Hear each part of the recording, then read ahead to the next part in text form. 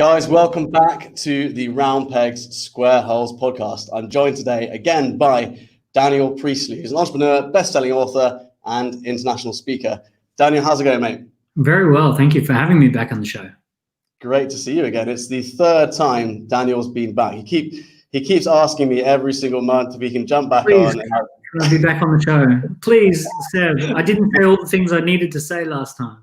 Exactly. And so, we felt obliged to let him back on. Anyway, you guys know Daniel, if you've listened to any of the previous podcast episodes and your mind was blown, or you watched any of the live interviews, they were very, very popular. Daniel, instead of me telling everyone who you are and what you do, would you like to give everyone your social pitch? No pressure, since I talk about this stuff all the time, right? So my name's Daniel Priestley. I'm the founder and CEO of FTEN Global. We do business training for entrepreneurs. My background is as an entrepreneur myself. I've written 4 best-selling books on entrepreneurship, and we now have offices in London, Sydney, and Toronto. We're currently getting our clients ready for 2021 to stand out, scale up, and make a huge impact in the world. Awesome. Love it. And today we're going to be talking all about leads. Got to be ready with you, Seb. You got to be ready. Yeah, I think you half come on here for the banter, and the other half, obviously, for the actual podcast. But I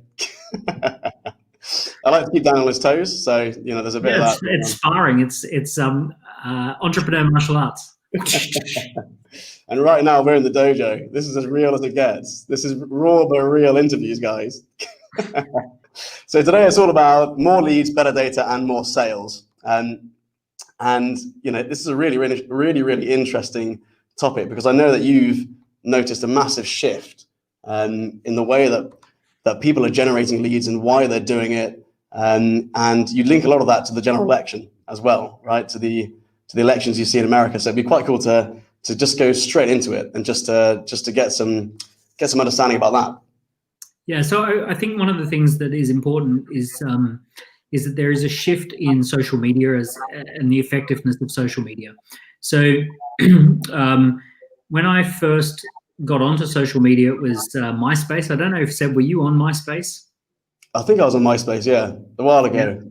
So there was MySpace, and then it's funny, by the way, I saw someone say, wouldn't it be great if you could have a young person said, wouldn't it be great if Facebook had a music track that you could play so that people knew what you were listening to on your Spotify? And I'm like, that was MySpace. That was 2004. That was one of the very first features that was on MySpace. So, and that was Music Discovery 101 back then. But anyway, social media, 2004 to 2010, it was very much a novel idea. It was pretty new. And in many cases, people thought it was a toy, it was a waste of time. Along came the presidential election, 2008. Barack Obama released a ton of content on YouTube. You could friend him on Twitter and Facebook. He invited you to have a conversation, which was a weird thing for a presidential campaign to talk about. So join the conversation. You could find other people who felt the same way as you did.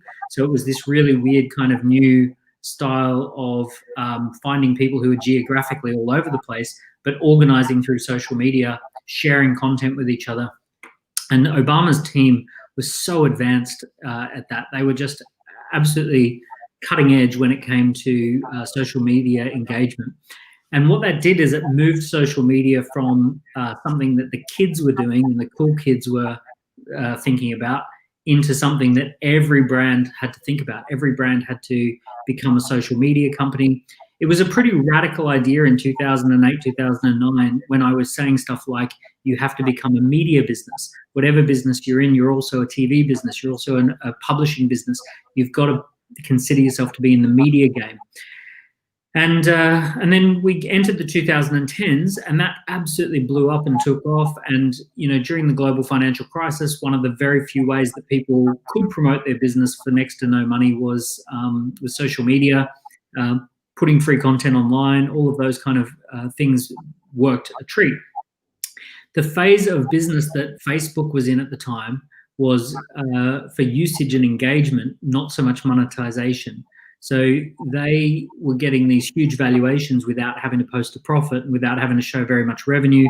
I think Microsoft invested at a 15 billion valuation when Facebook had 30 million of revenue.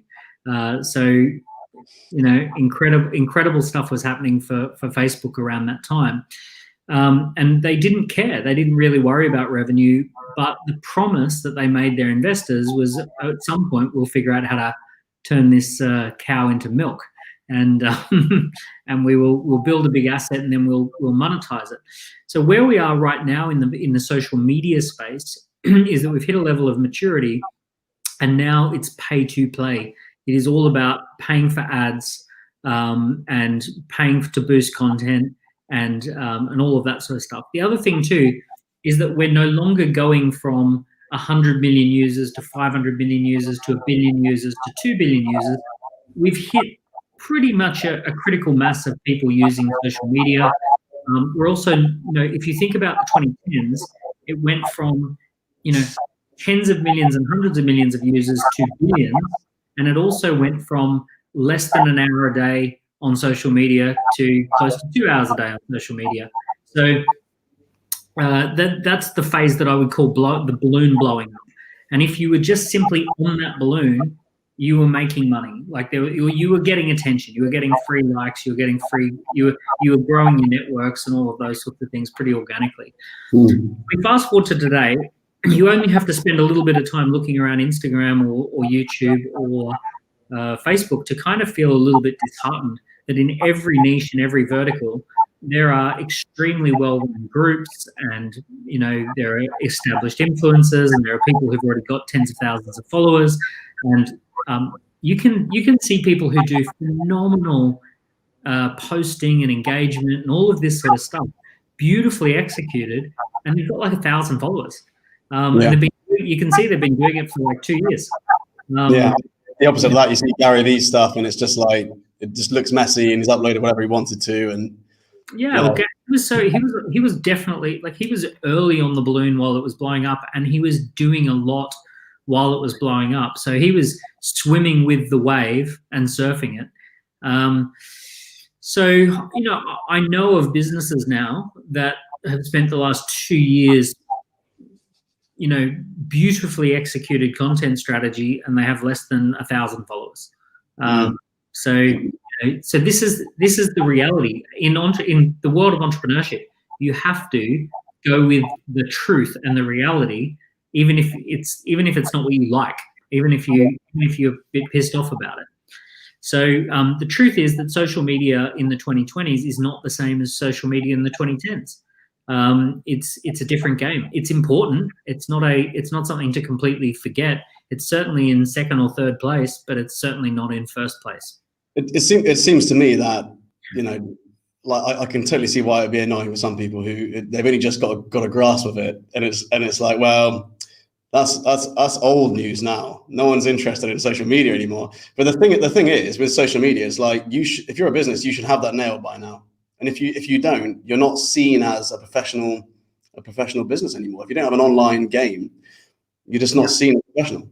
Yeah, it's still definitely, that's right, and it plays a role of professionalism. So it's about professionalism as opposed to free leads. So, for example, when I go and I go and buy something from a landscape gardening company, and I say, all right, I want to get a landscape gardener. I kind of want to go to their Instagram account and see some before and after shots, and I want to see some time-lapse photos of them doing some stuff. Now, I don't really care if they've only got 300 people following their account, but actually it helps me to see the type of work that they do. So it's part of my experience of buying that service. So, so it's going to help me with discovery. It's going to help me, see what other people are saying about them. It's going to make me feel that I'm buying from the right company, even if they're a local business.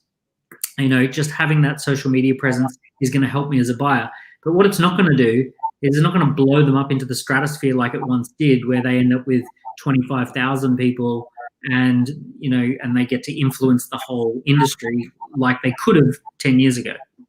Yeah, definitely. Completely agree with that. And yeah, Like we've got a comment here, similar to the concept of how people should have their email domain in place and necessities look professional. I suppose if you look back 10 years ago, it could have been stuff like business cards or whatever, couldn't it? Yeah, it would just be, I mean, just having a phone number, having having a fax machine at one point. It'd be a website 10 years ago. If you don't have a website, it's like, well, you don't see professional. I remember in 2003 getting a website, and that was a real cutting edge move. Like that was, we had a website with a bit of video on it, a bit of animation, and we actually had a system in 2004-5 where you could actually book into an event using our website. In 2006-07, we had like a whole booking system and affiliate system for booking into events that propelled us into the millions and millions because no one else had anything like it.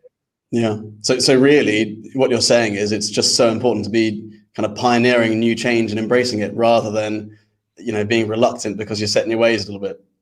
Yeah, you got to be surfing the wave, and to be surfing the wave, you got to be paddling as the wave's coming up to you, not after it's past you.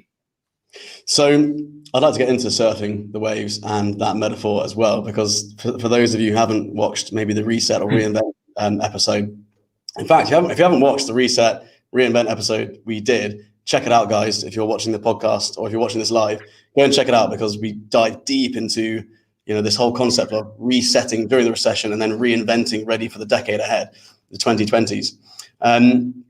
Okay, so there's been this huge shift, and what's the shift gone into? What is that shift? Where are we now? The big metaphor is just paddle and surf. So paddle and surf is throw work-life balance out the window for a year. Don't even worry about it, and just paddle onto the wave. Do the late nights, do the weekends, do all the stuff that you did in startup mode, because the world is reorganizing. The world's changing in a big way. Technology, always big fundamental shifts in technology change the way, fundamentally reorganizes the way that we live and work. So if we look at the agricultural age, as soon as there was the invention of the tractor, the steam engine, and the factory production line, it transformed the way that we lived and worked from farming life into factory life. And then factory life really took us right up to the 70s and 80s. And then there was a disruption around that time where factories started to move. And then in the 90s, there was desktop computing with internet connections, and there were people starting to talk about the possibility of small business or home-based businesses. Desktop publishing was a term that was used. And then in the early 2000s, you started hearing people talk about laptop lifestyle or work from anywhere and all of that. But it wasn't the vision was there, but the capability wasn't there. But essentially what we have ultra-fast internet combined with cloud computing, combined with AI, combined with virtual teams. So all of this technology is merging, and it will reorganize the way that we live and work from 2020 onwards. So we are going to reorganize the planet, and it's as fundamental a shift as going from agricultural age to industrial age. So there's always about a 20-year lag time. I'll give you another example. If you think about the airline industry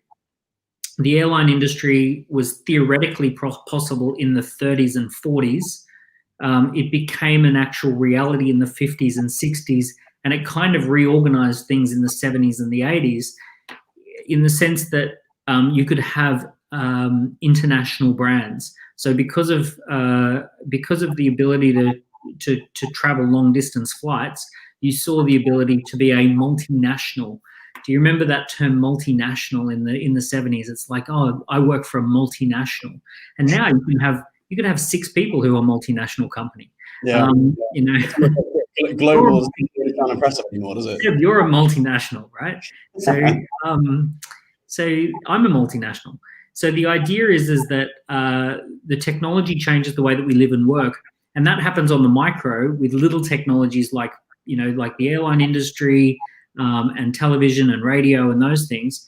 But then there are fundamental shifts where the technology is so fundamental that it reorganizes the whole planet, and it reorganizes the way we live and work, and love, and all of that. Like the whole gambit of society has to shift. So that's what we're in right now. What we're in right now is a wholesale change to the way that we live and work.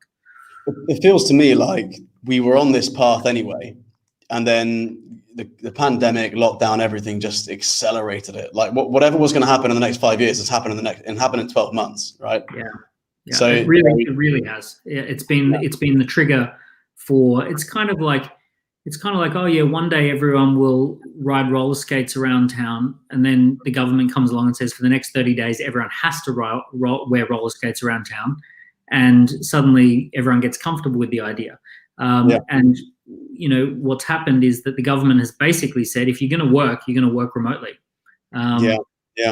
Which is and by the way, this is such a wholesale shift that up until 2019. Humans thought that the best way to be valuable was to be part of a big city. You should move to London, you should move to Dubai, move to Sydney, move to New York, move to San Fran. Suddenly, the mindset has just gone, no, you just need to be on a time zone. Pick a time zone. So right. It's like, are you going to be on the European time zone? Are you going to be on the Asia Pacific time zone? Are you going to be on the Americas time zone? Because other than that, it doesn't matter. Looking at what you've done with your business and Dent, which provides accelerators and business courses, basically, you guys have switched your whole model from workshops, physical workshops, in cities primarily. And I remember a conversation with you about 5 years ago where the conversation we had was about, you want to target cities, you want to look at a city and have this model which you can create in a city and pop it up in any city around the world which meets your criteria. But now I've seen this shift with you, which is just like we're time zones. It's just about time zones, right? Yep. Yeah, even exactly. even the Facebook groups are time zones. We renamed the Facebook groups. We're opening up our marketing every month to greater geographies. We're essentially launching into new cities, but just purely and simply the delivery is on time zones. And also, I'm personally not necessarily bought into the idea that I need to live in London anymore. I'm looking at other places with just as much fondness as I've always been a massive fan of London. But now I think to myself, do I actually need to be in London, or could I be living in a beautiful, idyllic location, provided I've got fast internet? Like Dubai, we've got fast internet here. It's pretty idyllic. Yeah, exactly. If you've got air conditioning, I tell you, it's great. Okay, cool. So I mean, when you're looking at this shift, by the way, Dubai is actually going to be a thriving city because it straddles two time zones nicely. Dubai actually straddles the Asia Pacific time zone and the EMEA time zone almost perfectly. Yeah. And given that it's quite a modern place to live, I don't know if Dubai recognizes this yet, but one of its greatest assets, in the same way that London's greatest asset was very much being in the right time zone, the Dubai time zone is a huge asset, because you can run a business from Dubai and be comfortably delivering in Europe and Asia. Yeah.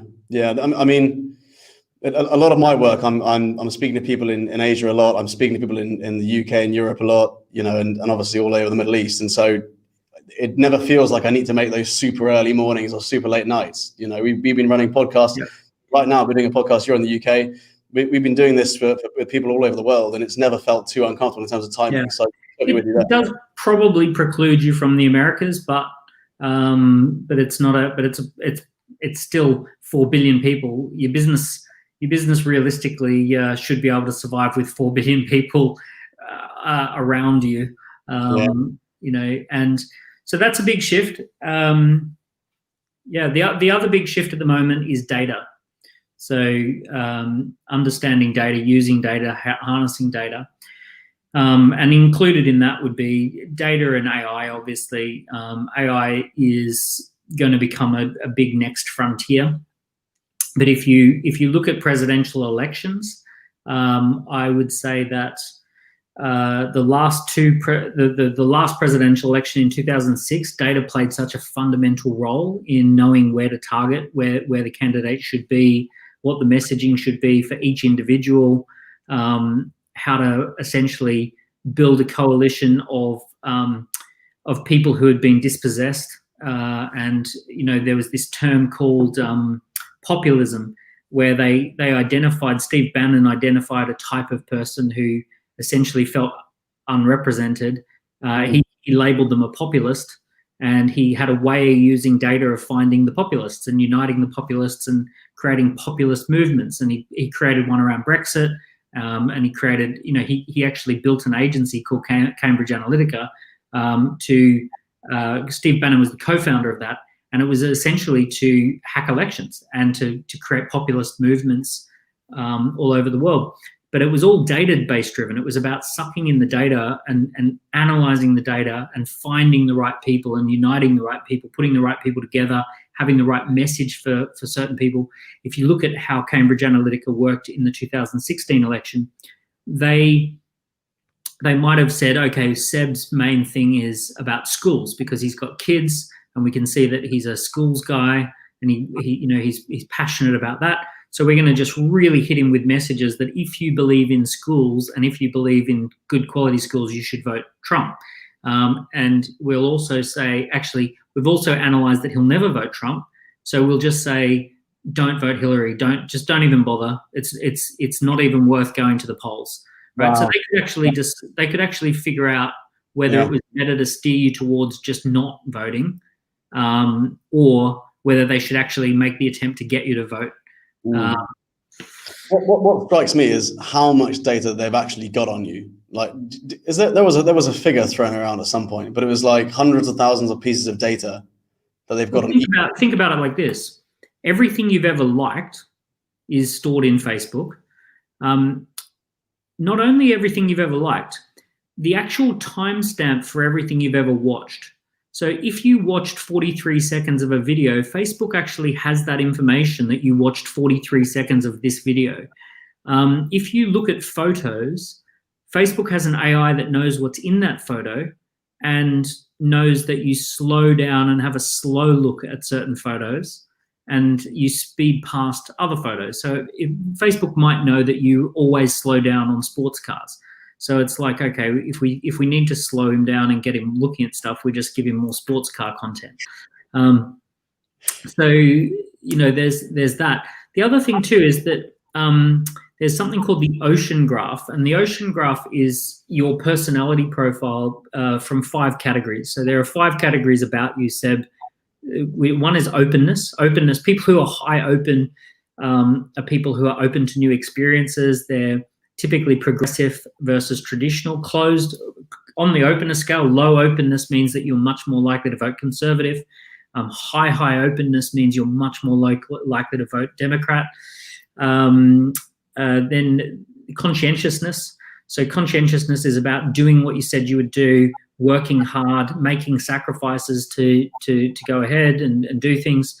So doing morally right things. So that's conscientiousness. As extroversion, agreeableness, and neuroticism. So these are the 5 personality traits which are very backed up in academia. But you only need something like 100 to 300 likes from someone to be able to classify them on the ocean graph. And once you know someone's ocean profile, you actually know how they're going to vote. You know what products they probably would buy. You know the types of messages that would appeal to them. So essentially, you can do a lot. If I knew your ocean graph, I know that whether you're going to respond to a progressive new idea versus an appeal to tradition, for example. Yeah, right. And people are incredibly predictable. Yeah. They almost always act in accordance to their ocean graph. Yeah. It's fascinating, isn't it? It's also a bit scary. You consider how much of yourself is out there, you don't realize it. But you tend to look back at the last general election, right, to get an insight into what is going to be the trend going forward for the next 5-10 years or whatever. Have you noticed anything on this general election going on right now? It wasn't. I didn't notice anything that was fundamentally different. I did notice that they were collecting proprietary data. So one of the things that was happening, especially earlier this year, is every politically motivated decision that Trump would do, he would run a poll afterwards using Facebook ads. So, for example, the strike on the general, they ran a series of 4,000 ads that said, do you agree with this strike, or do you think this was a decisive or a reckless move? Essentially, that's how they asked it. They asked it with a bit more panache, but they were basically gauging whether people thought it was a good thing or not. They were running constant surveys and polls all year about the issues. So it was very much, do you think this is being handled well? Do you think, are you worried about these issues? Are you not? And they were getting people to take the surveys. And there were so many ads that had a call to action of take the survey, take the survey, take the survey, answer the quiz, answer the quiz, answer the quiz. And they would do these 12-question quizzes, and it's just yes, no, yes, no, yes, no, yes, no. And that would give proprietary data set. Yeah, I guess if previously they were getting enough data, just looking at the likes, looking at all this sort of stuff, the quality of data they're going to get by someone clicking what they're going to click anyway, and then giving them another 12 bits of data, it's pretty remarkable, really, isn't it? Yeah. Well, what you can do with that is that as a result of a very quick yes/no quiz, you can drop a Facebook pixel that is only relevant to people who answered a certain way. And then you can retarget that pixel for up to 9 months. So provided you do it within 9 months of an election, you actually, let's say that on my computer I have Facebook pixel that says I'm extremely worried about health and healthcare. Bang, all the ads can just come pouring in that relate only to the people who said that healthcare was a major issue for them, and because of the way they answered the quiz. So one of the reasons the scorecards were working was because the scorecards, when used at a very sophisticated level, are essentially dropping pixels onto people's computers only based upon issues that matter to them, so that they can later be retargeted up to 9 months later. So, and mind you, that's just the basic tools. So I don't know what the more advanced tools are. Maybe you can target people up to 12 months later, 2 years later. But essentially, it gives you a whole host of ways to work with people if you use scorecards in that way. It'd be great to talk to you more about scorecards and how people can implement that into their business. Because I think that there's two things that really kind of struck me about that. If you are collecting this level of data from potential customers, it's giving you feedback from the market. And one of the things I'm always saying to people is, to their customers, but even to their team, is don't guess what people want. Just ask. If people just spent their time asking, gathering and listening, gathering that feedback, and then acting based on it, right? So there's Trump putting all of his 12-question quizzes out there. He's getting this feedback from, Florida didn't agree with the strike. So the next time he speaks in Florida, he'll talk down about the strike or whatever. So you can tailor your message to the location or to the person. But the beauty of it, of course, is you can completely automate that process, right? So with Pixel, with Facebook, with emails, with a CRM system. Yes. So you are, like, for example, presidential elections, they predict what's going to happen next because they're the most fiercely contested campaigns. My guess as to what will happen in 2024 is that AI will play a massive role. So imagine this. Imagine that an AI can script the perfect scripted video that speaks perfectly to you, Seb, and it might even refer to you by name, and it even might refer to your business and your family or that. But imagine an AI could write the perfect script for you and then generate a deep fake video that would actually have the presidential candidate speaking to you. So picture this in 2024. Imagine there's a new campaign candidate, and let's imagine Kanye West, right? Kanye West comes in and he runs the scorecard campaigns and figures out all the things that you are interested in, Seb, and me, and then an AI with a deep fake system writes a script that says something like, hey, Seb, I just wanted to reach out and contact you directly. And it's Kanye West. And it says, I just wanted to reach out and talk to you directly, Seb, and say to you that what you're doing with your martial arts school is really powerful and impactful. You deserve to be more successful. And you are the type of person who's impacting the future generation. Kids who go to your martial arts school are really positively impacted. I wanted to acknowledge you, and I wanted to really just reach out and say that if you vote for me, I really want to help and support your ongoing success. Seb Bates, thank you so much. I'd love to count on your vote. So imagine that video going out to a completely personalized, one-of-a-kind script to every voter in the country. Amazing. It actually sounds very similar to my last conversation with Kanye as well.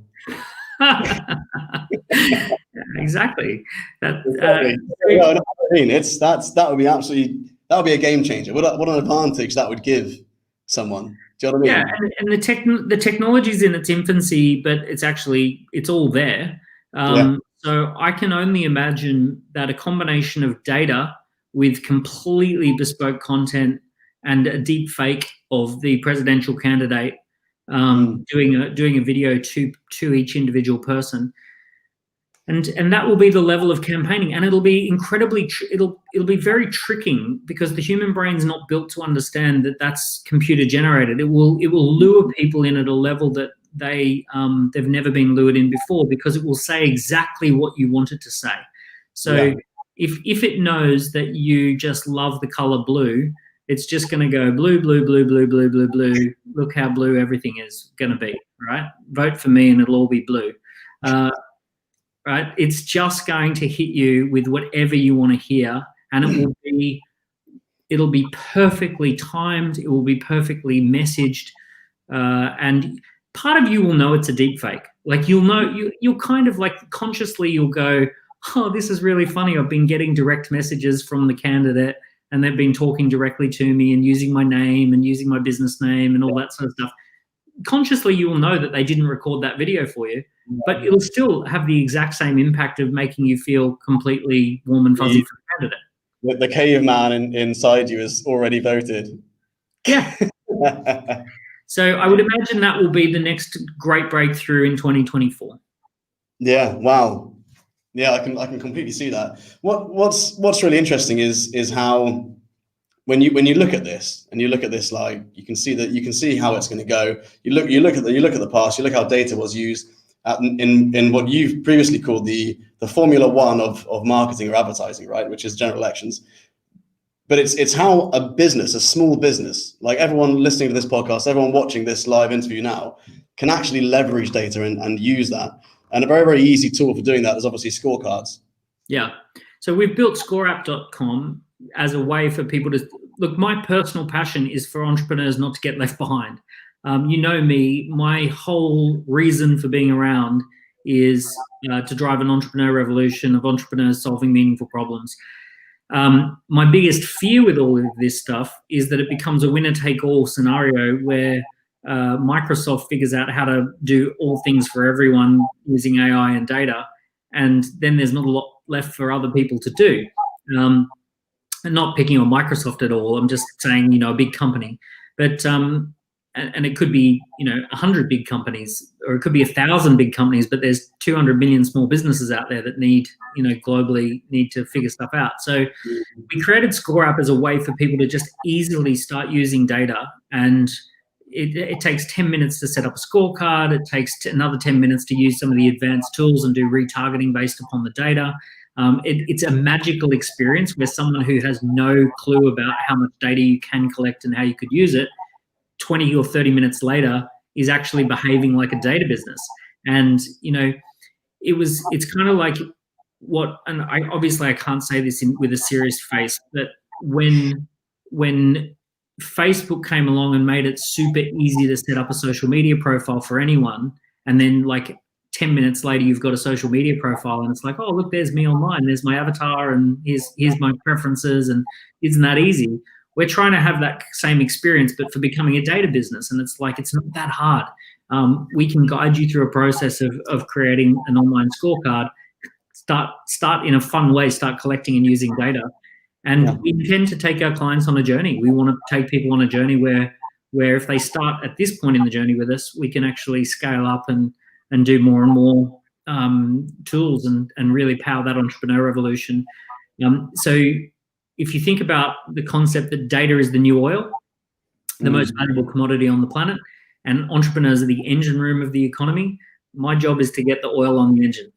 Yeah, brilliant. I love that. The other question I had was, a lot of people look at scorecards, they think they're complicated. Obviously, you're trying to make that really user-friendly, really, really easy, very, very simple and accessible for small business owners. I've been using scorecards for the last few years. And one of the things that I think initially I was like, well, we're a small business. How much can we actually use this? How much do we need to put behind this in terms of advertising, all that sort of stuff? But I think realistically, even just by having 100 people fill in a scorecard, you're getting that feedback so you can change your messaging. So there's already value there, even if it's not just for lead. You're helping them at the initial stage of their journey, right? And you're giving them the PDF report, which is generated automatically, just looks super professional and personalized. But also there were things we were doing in there which was quite cool. Like we were asking parents to fill in a scorecard. You can go to breakthrougharea.com if you're a parent watching this. There's a quick plug, and that's how you do it, Daniel. And basically, what we're asking that is your child currently being bullied? That was one of the 45 questions, right? And if a parent said yes to that, they would get a phone call within 48 hours with some solid advice on how they can mentor their child through it. And so it's little things like that. That is an example of data being used really powerfully. People overcomplicate the idea of data. Data is actually love. Data is intimacy. So if I was in Selfridges and I walk through the shopping and I think to myself, oh, that product, Seb would love one of those. I'll buy one of those for Seb because I know him so well that he would love that product. That's a data problem. The reason that I might be able to pick an appropriate Christmas gift is because I have enough data about you to know what might be an appropriate Christmas gift. If I'm confused as to what to buy you for Christmas, it's because I don't really know you that well. So data is actually, if you think about humans as data gathering machines, right? And we gather data about the friends and family that we love, and we use that data to make really appropriate recommendations and and say the right thing at the right time. Essentially what we're doing is gathering data and then sharing content. And we're gathering data and sharing content, gathering data and sharing content. And it's the perfect content for the moment based upon the data. I know that's a horrible algorithmic way to look at human interaction, but essentially, if I were to say something to you that was perfectly, like if I were to ask you about, oh, how was your birthday 3 days ago? And you're like, oh, you remembered my birthday. That's amazing. And did you achieve your goal that you had set to yourself that you wanted to achieve by that date? Oh, wow, thank you so much, Dan. That's really nice and thoughtful of you to know all that and ask me about it. That's essentially data. So data underpins intimacy and love and connection and friendship. And if you think about a great first conversation you might have with someone new, you're going to share information about yourself and you're going to ask questions about them. And effectively, a combination of content and scorecards effectively mirrors that kind of, or comes up with an alternative way of sharing and asking and sharing and asking, which leads to a more intimate connection or a more familiar connection. Yeah, totally. I think there's just so much noise out there of information, right? It's information overload, especially with the amount of people now using social media as a norm. It's like having people having data on you, having your data means that they're creating a less noisy environment. They're giving you exactly what you want. They're not. Yeah. There's less cold sales. They're just literally saying to you, "This is what we know you want. So here it is. Here's a video of it. Here's a product or service of what you want." Totally. Yeah. It should be a refreshing experience, not a bombarding like we're currently expecting. Exactly. Imagine I said to you, Seb, based on everything I know about you, I think you should read this book. You'd read the book because I have the data. So, and it would be refreshing to get rather than hearing 10 book recommendations a day, to have one person that you trust tell you exactly, this is what I think you should focus on, that would be refreshing. Yeah, definitely. Really, really interesting. We've had about, I don't know, 40 comments on the side here. Be great to answer. I bet it's all about that AI generated deep fake personalized election campaigning. Everyone just wants to know about the time zones. Oh, the time zones. Okay, cool. No, I'm joking. I work my way from the top to the bottom. Let's have a quick look here. So first one here from Tim. What about data privacy rules? How do you best prepare for that? Well, the EU came up with a legal framework for it, which is basically had the opposite effect, that every human is now trained to just immediately accept whatever conditions are put in front. It's like, in order to look at this website, you have to agree to give us your kidneys. It's like, okay, yeah, whatever. So look, it's one of there's a legal framework, and the legal framework is very simple, and it's basically the simple framework is you have to tell people what you're doing and what you're intending to do with their data. But because it's so prolific now, no one cares, provided they just go, yep, okay, whatever. There you go. No one cares, Tim. Providing. Well, the point is just put together a statement of what exactly you intend to do. We intend to take the data, store it on the database. We intend to use it to make personalized recommendations. If you go on to become a client, we intend to use it to benchmark your future success. It's just a being honest and transparent, I think, and then having a tick box to terms and conditions with a privacy policy. And the other one is that if someone wants to completely opt out or see a record of what you've got on them, you have to have that available. Yeah. That's the guts of it. Cool. Let's have a look here. What is your advice for getting most people? Okay, cool. Interesting one. What's your advice for getting most people to respond to your scorecard? So I guess this comes down to messaging in the initial advert, right? Yeah, well, there's content. So any good quality content that you've got that leads to a scorecard. So for example, people who read the Key Person of Influence book want to naturally go to the Key Person of Influence scorecard. People who read 24 Assets want to fill in the 24 Assets scorecard. People who watch videos that I've done on campaigning and promotions want to do the campaign scorecard. So that is just essentially content flows naturally into scorecards. Setting up scorecards where the name of the scorecard is a common desire that people have. So campaign success or marketing success would be a good scorecard name. Getting fit by 40 would be a great scorecard name, because anything that is a desired outcome makes a great concept for a scorecard. So basically I have a saying with our clients, which is desires are scorecards. So come up with any desire. So anti-bullying or confident kid is conquer bullying scorecard. Whatever the desire is, turn that into a scorecard concept. Create content that is on the front end, that people consume a piece of content and then say, yes, I want to take the scorecard. And then run ads, run ads to the scorecard. And, I've got some scorecards that are generating full and complete scorecards for less than £1. I've got other scorecards that are generating great high quality leads for £10. You can, once you crack that advertising thing, you can throttle it up and throttle it back as much as you like. Yeah. So this is actually following on quite well from that. A scorecard is just a small part of the journey. Is there any software or funnel programs that help you plan the whole journey?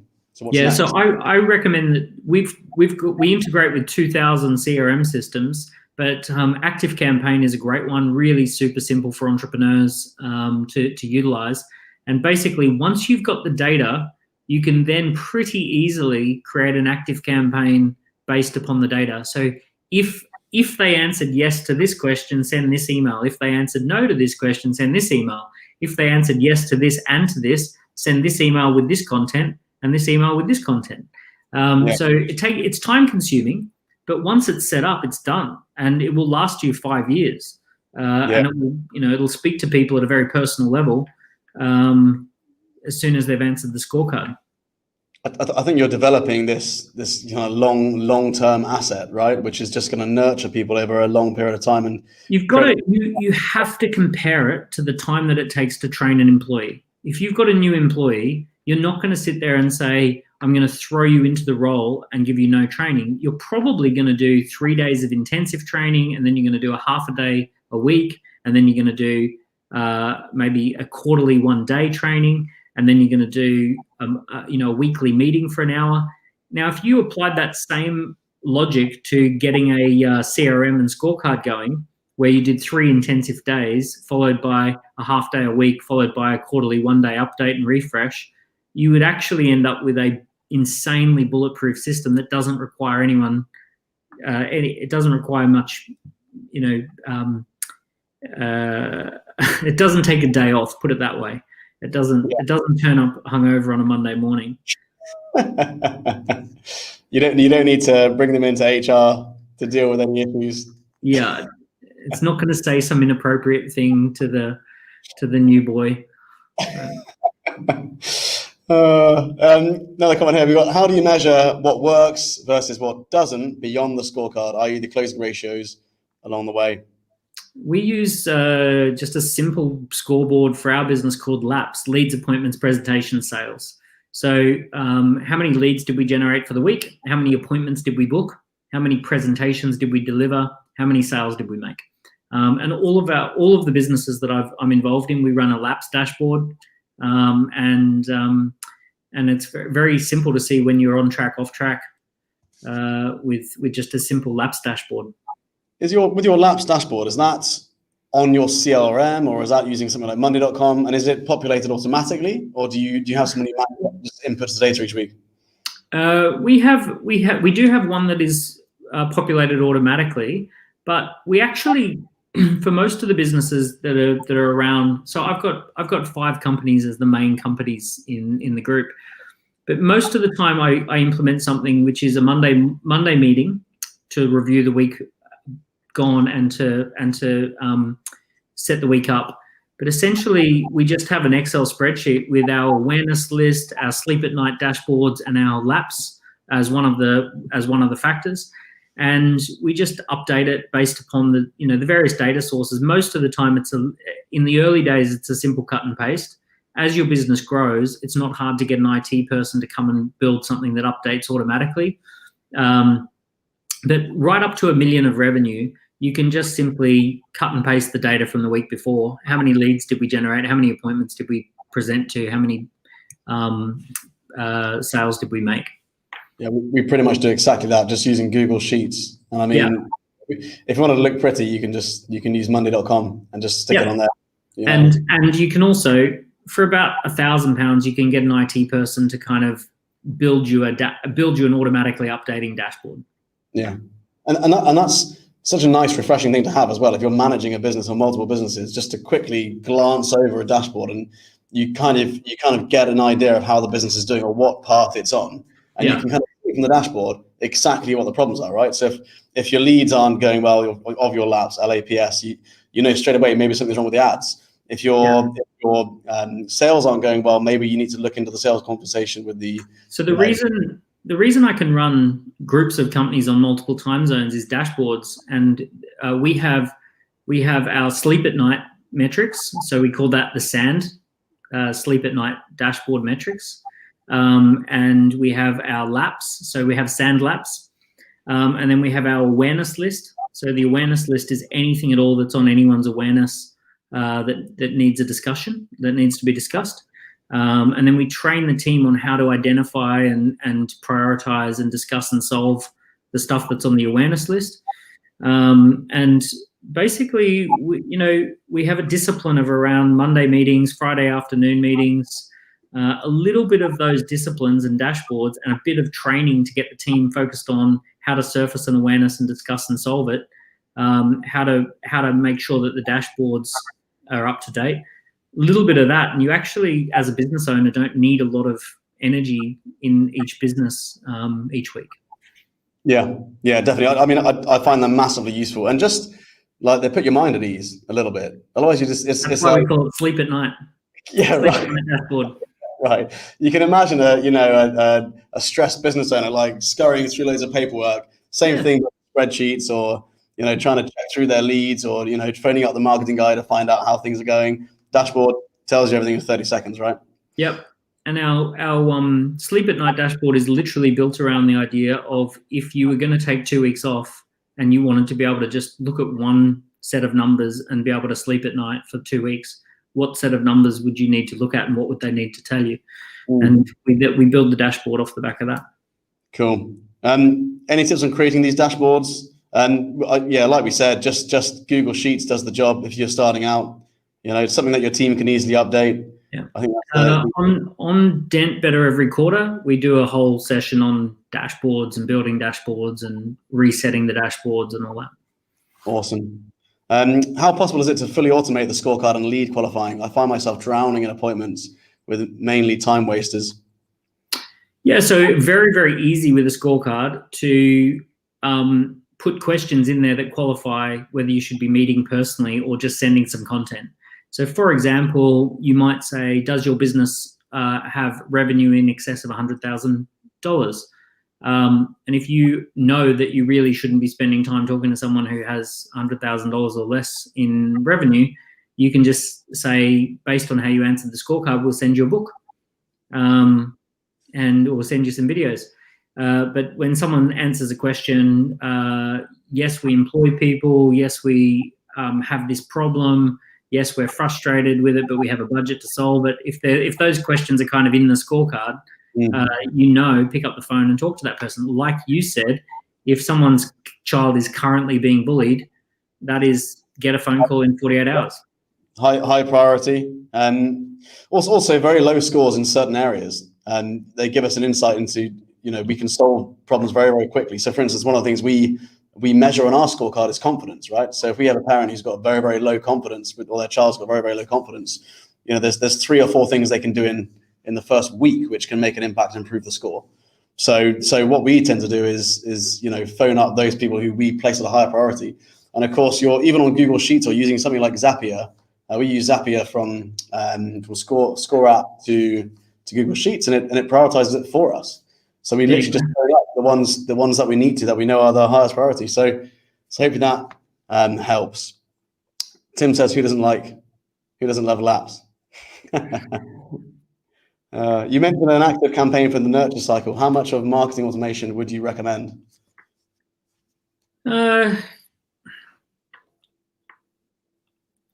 Just enough not to be annoying, but enough to share the right relevant information for people to make a good decision. And never ever use marketing automation as a way of driving a wedge between you and the customer.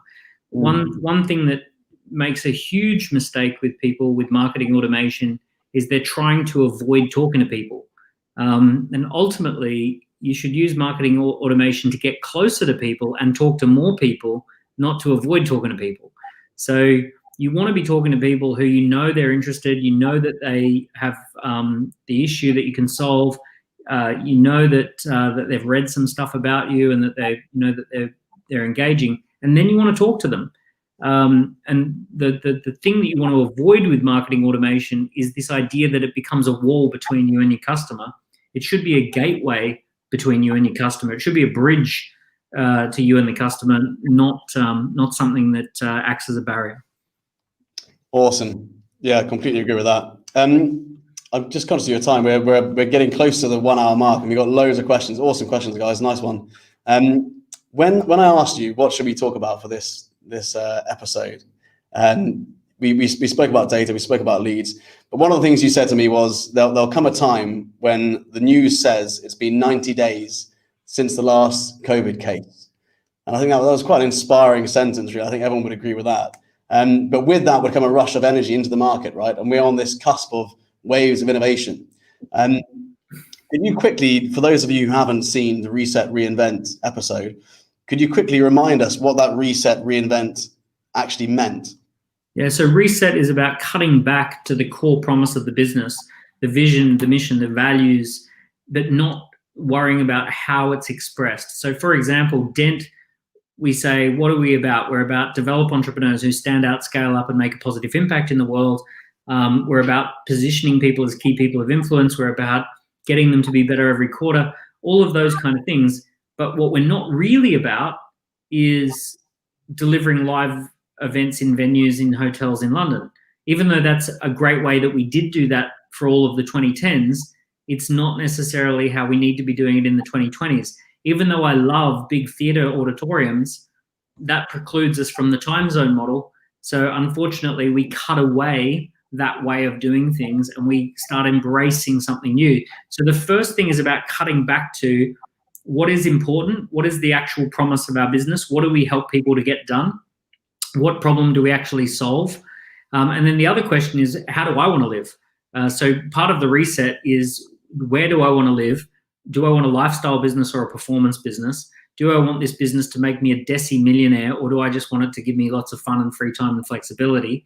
But you know, what am I trying to achieve out of this? What journey do I want to go on in this next phase? So when you've got good answers to that, then the reinvent phase is to reinvent based upon reverse engineering the future rather than forward engineering the past.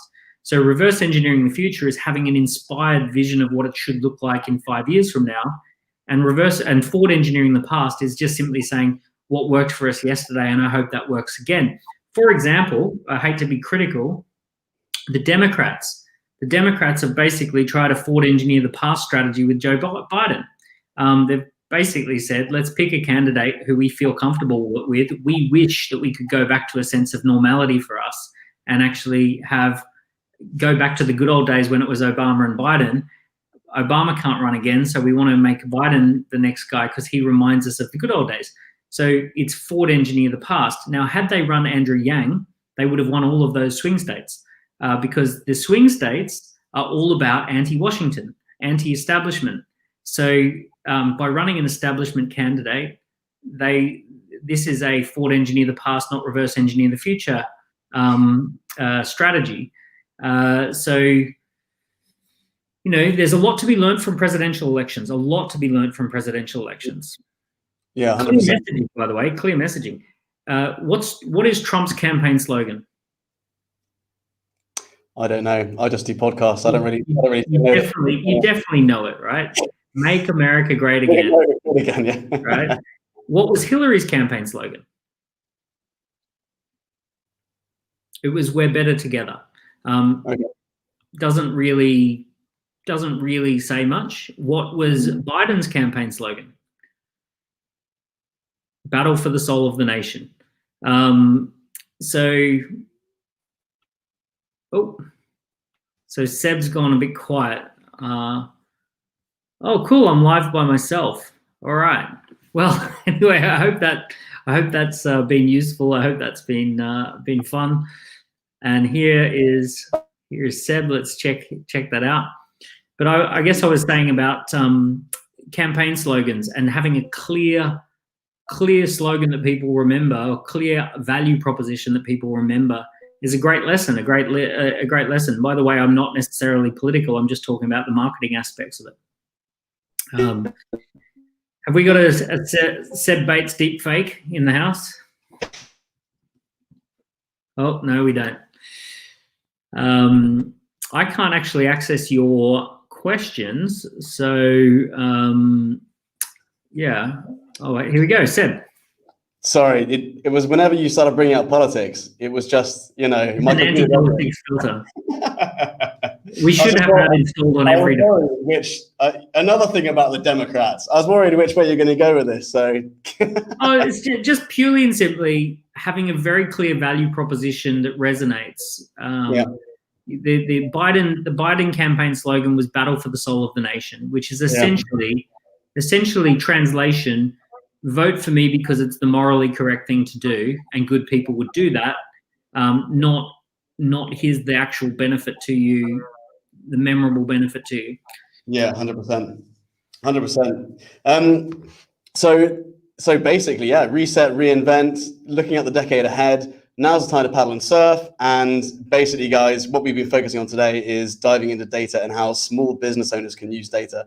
Could you give me a couple of examples from people that have used a scorecard, like just a couple of success stories to finish on, to make this really real and tangible for a small business owner watching this? we've obviously talked big picture. We've discussed how it works, small picture. But any examples of how you've seen that play out? The most common examples of just pure success, where it works again and again, is an author who has a book, and within the first 20 pages, they encourage people to take the scorecard after reading the book, or while reading the book, take the scorecard. And it turns the book into a massive data lead generator. Similar to that is podcasts. Anyone who's got a podcast who signs off with take the round peg square hole, round peg scorecard, that is a really powerful, because it turns the anonymous listener into someone who is signaling interest. Now, 1,000 people might listen to a podcast, but if you can get even 45 of them to fill in a scorecard and signal their interest, that's a pretty good signal, right? So they've experienced content and now they're over at the scorecard. I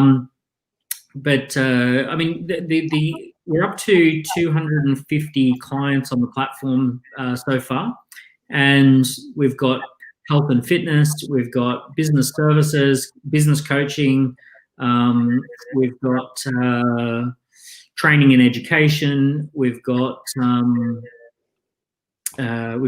new golf course redevelopment scorecard for golf course owners, golf course management. All of these kind of, we've got so many great examples.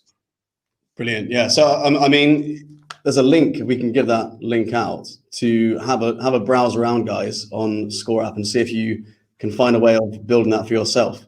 I've used it. It's been mega useful. We're about to position that as our kind of the main thing we're going to do front of house. Looking at the next 5 years, we want to be a data-driven organization. I think that's the future until AI. So the other awesome thing for you is when the parent comes back 9 months later and you print out the first scorecard that they took, and it says 2 out of 10 for confidence, and then you put down the new scorecard and say 9 out of 10 for confidence. Yeah.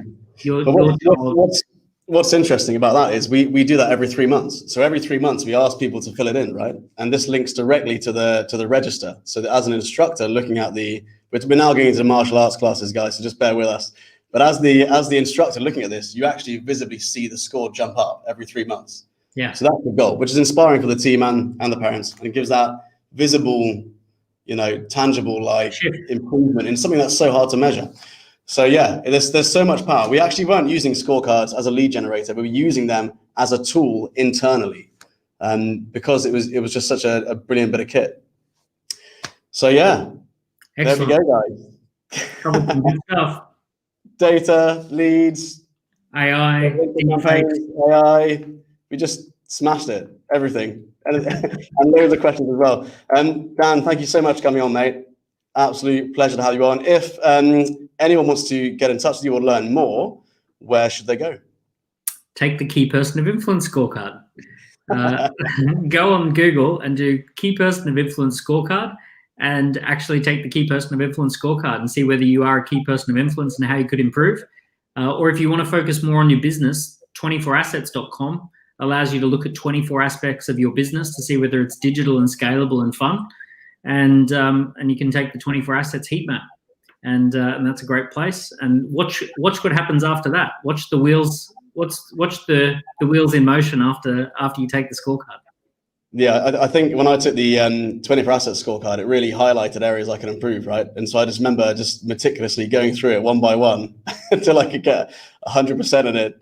But it's super useful. Anyway, guys, hope you enjoyed that. That was epic. I really enjoyed it. Got loads of questions out myself, which is always fun. So Dan, thank you so much, mate. Appreciate it. Cheers.